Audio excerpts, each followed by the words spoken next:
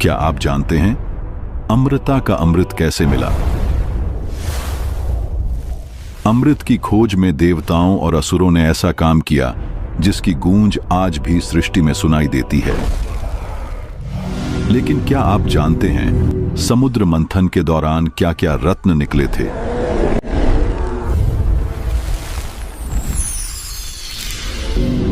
क्या आप जानते हैं सूर्य और चंद्र ग्रहण क्यों लगता है?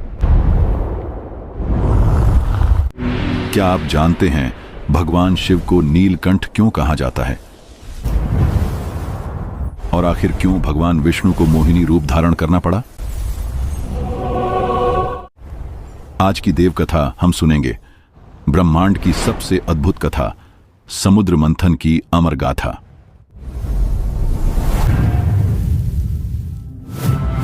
कहानी शुरू होती है ऋषि दुर्वासा से।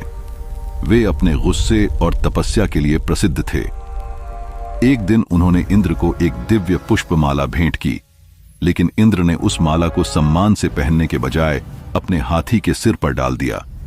हाथी ने उस माला को पैरों से रौंद डाला। आर्षि दुर्वासा का अपमान हुआ। क्रोध में उन्होंने इंद्र और सभी देवताओं को शाप दे दिया।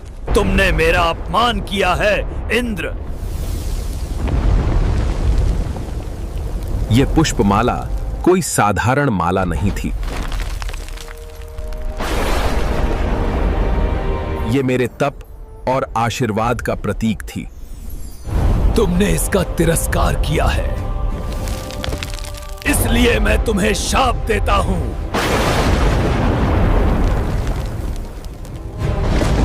तुम्हारी और समस्त देवताओं की शक्तियां क्षीण हो जाएंगी। तुम्हारा तेज, तुम्हारा वैभव, सब कुछ नष्ट हो जाएगा।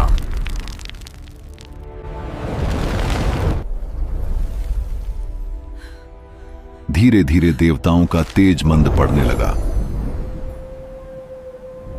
संतुलन टूट चुका था। देवता कमजोर हो गए और असुरों ने स्वर्ग पर आक्रमण कर विजय पा ली। अब देवता शरण लेने पहुंचे भगवान विष्णु के पास। तभी भगवान विष्णु ने मार्ग सुझाया। यदि अमृत चाहिए तो क्षीर सागर का मंथन करना होगा। देव और दानव दोनों मिलकर इसे करेंगे, तभी अमृत की प्राप्ति होगी। देवता और असुर दोनों सहमत हुए। निर्णय हुआ कि मंदराचल पर्वत बनेगा मंथन दंड। मंदराचल पर्वत बनेगा मंथन दंड। वासुकी नाग बनेगा रस्सी। मैं बनूंगा रस्सी, मंथन का सेतु।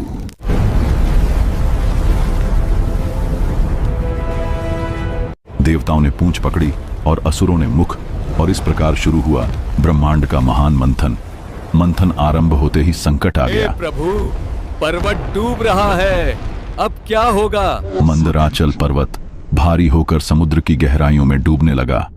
देवता घबरा गए, लेकिन तभी भगवान विष्णु प्रकट हुए।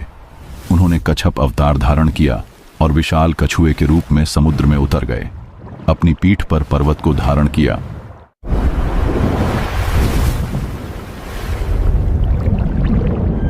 और मंथन फिर से प्रारंभ हुआ। मंथन से जो कुछ निकला वह अद्भुत और भयावह दोनों था। सबसे पहले प्रकट हुआ कालकूट विष, इतना भयंकर कि उसकी ज्वाला से संपूर्ण सृष्टि जल सकती थी। देव और असुर दोनों आतंकित हो उठे।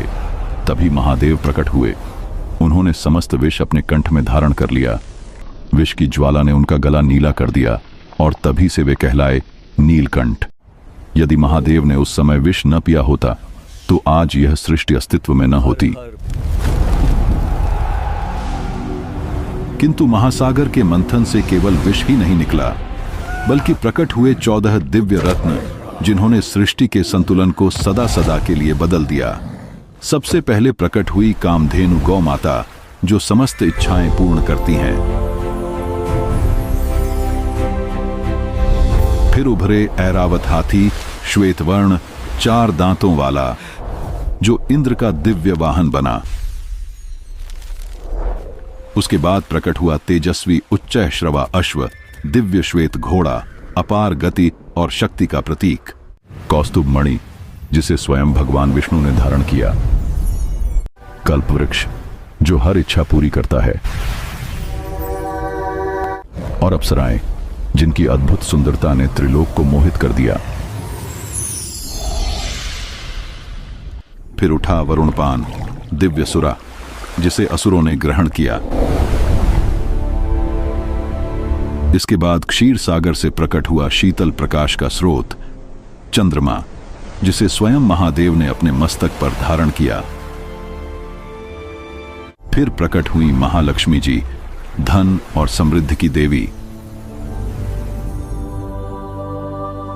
जिन्होंने विष्णु को पति रूप में स्वीकार किया। इसके बाद निकला पारिजात वृक्ष, जिसके पुष्पों से इंद्रलोक सुगंधित हो उठा।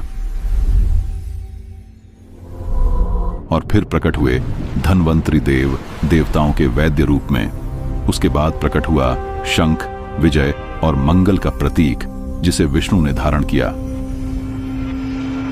फिर समुद्र ने दी सुंदर रत्न कन्याएं, जिनमें वरुणी जैसी दिव्य स्त्रियां सम्मिलित थीं। और अंततः निकला वह जिसकी खोज में यह महासंघर्ष हुआ था, अमृत कलश। अमृतत्व का अमृत। जैसे ही असुरों ने कलश देखा, वे लपक पड़े। उन्होंने अमृत पर कब्जा कर ली। देवता असहाय खड़े रह गए। लग रहा था कि सारा परिश्रम व्यर्थ हो जाएगा। तभी भगवान विष्णु ने लीला रची।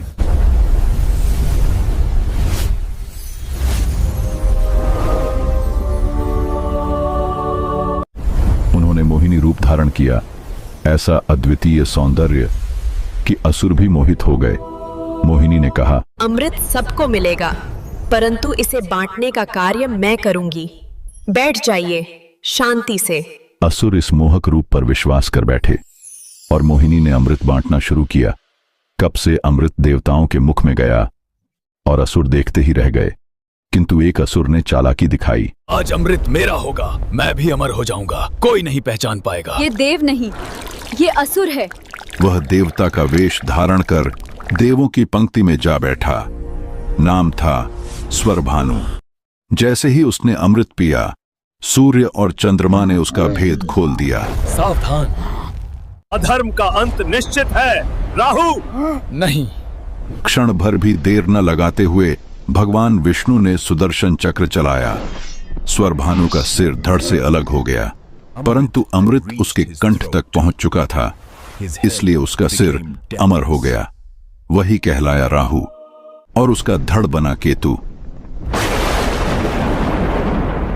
किसने मेरा भेद खोला? किसने मेरा शरीर छीन लिया? सूर्य, चंद्र। उस दिन से राहु के मन में गहरी शत्रुता भर गई। इसी द्वेष के कारण राहु समय समय पर सूर्य और चंद्रमा को निगलने का प्रयास करता है। जब वह सूर्य को ग्रसता है तो होता है सूर्य ग्रहण, और जब वह चंद्रमा को पकड़ लेता है तो होता है चंद्र ग्रहण। इस प्रकार समुद्र मंथन से केवल अमृत ही नहीं निकला, बल्कि राहु और सूर्य चंद्रमा की यह अनंत शत्रुता भी जन्मी। देवताओं को अमृत प्राप्त हुआ। उनकी शक्ति पुनः स्थापित हुई।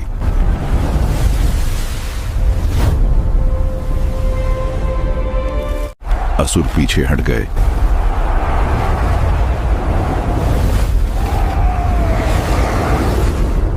और सृष्टि का संतुलन एक बार फिर सुरक्षित हो गया।